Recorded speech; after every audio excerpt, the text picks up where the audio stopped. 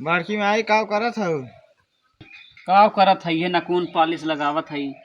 ए बड़की माई के सवाल पूछी बताइबू। का पूछबे भाई ये पूछ। देश के प्रधानमंत्री के है बड़की माई?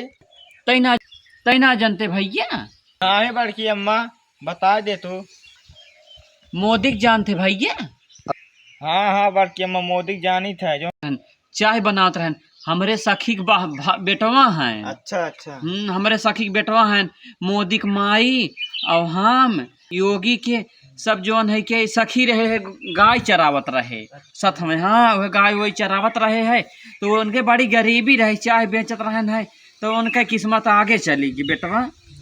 अब तो का ना पूछते बड़की माई उनके साथ मोदी उदी ना ही भैया हम का पूछिए।